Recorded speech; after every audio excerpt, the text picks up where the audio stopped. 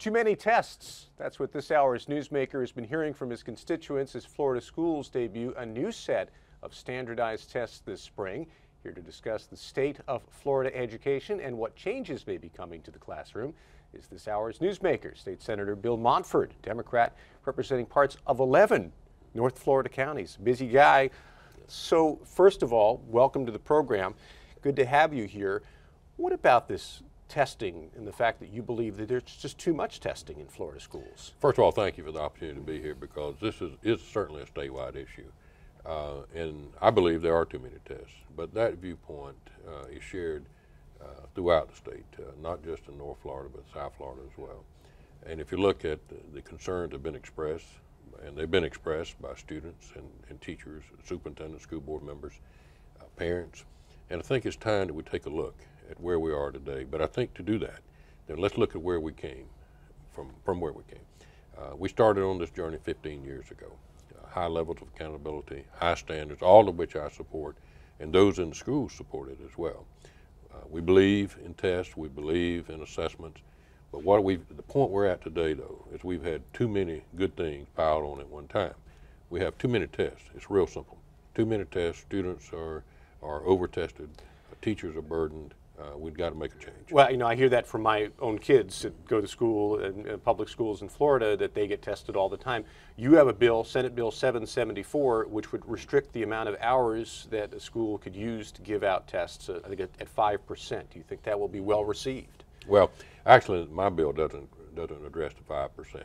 Mine is much more global than that, if you will. And quite frankly, trying to limit it to a percentage, I think would be difficult at best. What my bill does, it clearly states that we've got too many tests. What we have to do is take a look at those exams that we're giving. Not only the number of exams given, but how they're used. And I'm having serious concerns about the state assessment that we're about to embark on in the next month. That test Common Core now and implementation? Some call it Common Core, but remember we changed it to Florida standards a year ago.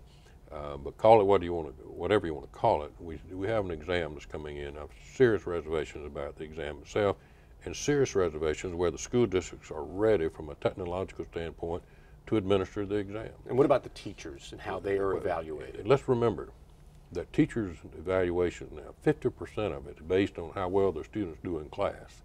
So if the system itself is flawed, if the system doesn't work, then we cannot fairly and adequately assess and evaluate teachers and look at the damage that we will be doing to our students. So we've got to pause. We don't want to throw it out. I believe in accountability. Superintendents believe in high levels of accountability. So let's just pause. Let's take a 2-year hiatus, if you will. Let this test be a beta test, and then we can move from there. Another important issue you'll be working on this session has to deal with agriculture. You're on the Agriculture Committee.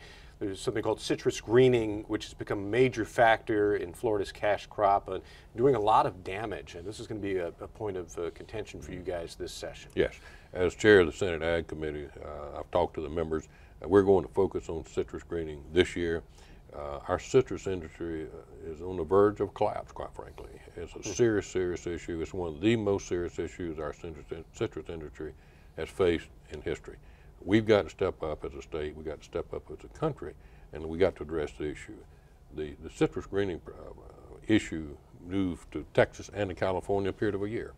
So we've got a serious issue. We've got to address it this year. This is a $9 billion industry in the state of Florida. This is greening we're talking about. Some people may remember citrus canker. You're saying that this is a worse situation than anything we had to deal with. Yes, it is. And one of the problems that we have with citrus greening is you don't know the problem that exists until the fruit falls from the tree. And not only that, if a grove is infected and it just sits there, then it can contaminate the grove next to it. So this is a far, far worse problem, I believe, and others believe, than citrus canker. We've got to move quickly. We've got to move very firmly and very effectively. Senator Bill Montford, sounds like it'll be a busy and important session for you dealing with education and agriculture. Sir, it's great to have you here on Newsmakers. Thanks for the opportunity. Appreciate being here.